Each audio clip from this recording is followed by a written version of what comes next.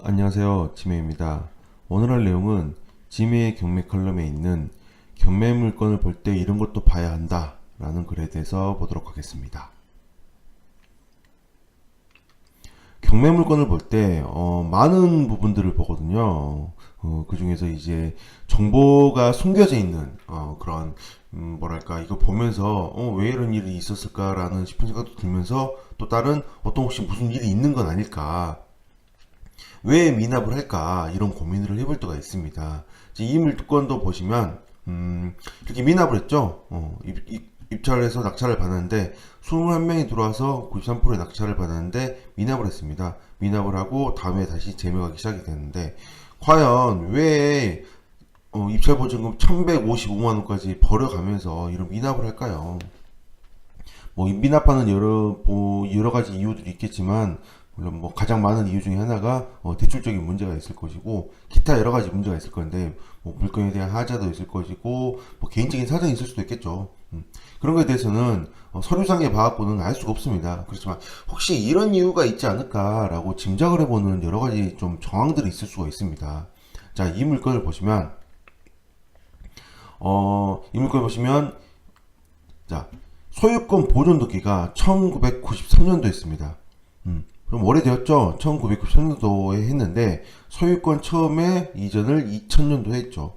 1993년도에서 2000년도에 그 다음에 소유권 이전을 했으므로 어떻게 보이나요? 7년 정도 흘렀죠? 7년 정도. 7년 정도 흐른 상태에서 소유권 이전을 했다면 이 소유자 천씨는 상황마다 다르겠지만 이 1993년도에 새 집이었다가 이때 들어갔다면 수리를 전혀 하지 않았을 것입니다. 아마도 전 7년 만에 수리를 하지 않았을 것이고, 그리고 현 소유자 천씨는 언제까지? 현재까지 이 경매물건 나왔을 때까지 17년이라는 세월 동안 계속 살고 있었겠죠. 집에 살면서 집을 수리한다는 게 굉장히 어려운 얘기입니다. 저도 과거에 이제 부모님과 함께 오랫동안 살 때도 굉장히 오래된 집에 살면서도 그 벽지 정도나 어떻게 좀 조금씩 해보는 정도만 하지, 실제로 이제 인건비가 들어와서 집을 한쪽으로 막 모으고 수리하고 또 뭐 이렇게 움직이고 하기가 쉽지 않다라는 거죠. 화장실이 두 개라면 뭐 한쪽만 수리를 하고 뭐 이렇게 할 수도 있겠지만 이것도 한꺼번에 두 개 다 수리를 해야 저렴한 거지, 하나씩만 수리를 한다면 비용이 상당히 많이 듭니다. 그래도 오래 산다면 당연히 수리를 할 수도 있겠지만 수리를 안 하고 있을 가능성이 굉장히 많다는 거죠. 93년도 보존등기 된 건물에 2000년도부터 현재까지 살고 있던 소유자가 있다면 실거래를 조회해본다면 어떤 내용들이 나올까요?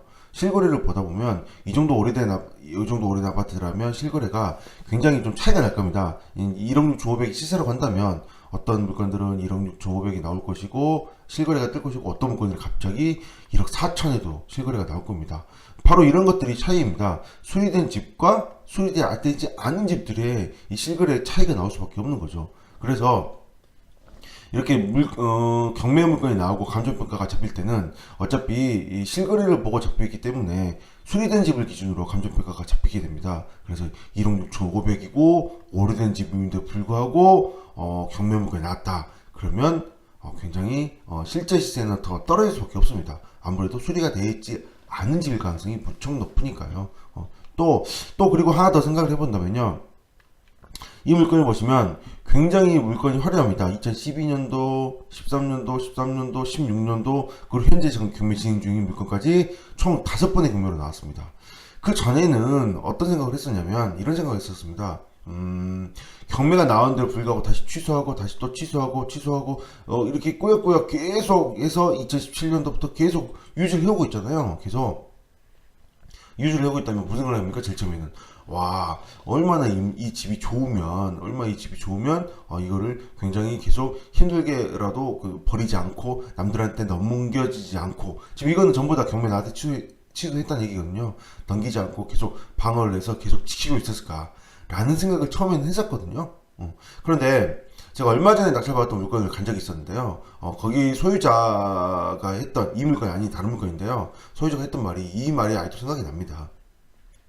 이미 경매를 이렇게 반복되고 있는 상황에서 경매로 넘어갈 수 있는 상황이다 보니까 이 집에 대해서는 전혀 신경을 쓰지 않고 수리를 아예 아무것도 안 한, 정말 뭐 하나 부서지도 어차피 경매로 넘어가면 돈 버리는 거지 라고 하는 그런 경우가 있었거든요. 집안이 아주 난리입니다, 난리.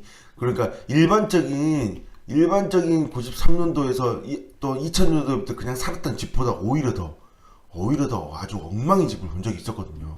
그 집은 뭐 수리할 마음이 없는 거죠. 경매로 여차하면 넘어갈 수 있으니까요.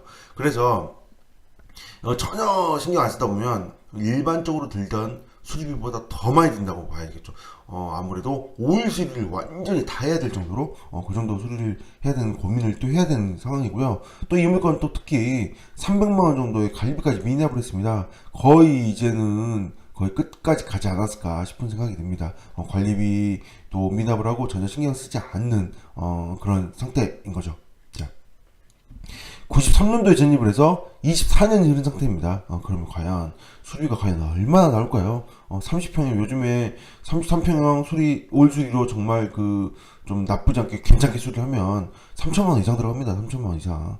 물론 여긴 좀 이 3천만 원 이상 들어가는 것도 이게 지금 이게 수리를 저도 하다 보니까 물론 좀 뭐 임대 수리로 좀 저렴하게 할 수도 있겠지만 좀 업체 다 한꺼번에 해주는 업체에 맡긴다면 아무리 못해도 3천만 원 이상 들어가는 게 현재 수리 비용인 거죠. 그래서 3천만 원 들어가서 어떤 집은 수리를 했을 것이고 그 수리된 집이 실거래 시세에 떠 있다면 이 물건은 굉장히 높은 감정가가 될 수밖에 없는 거죠.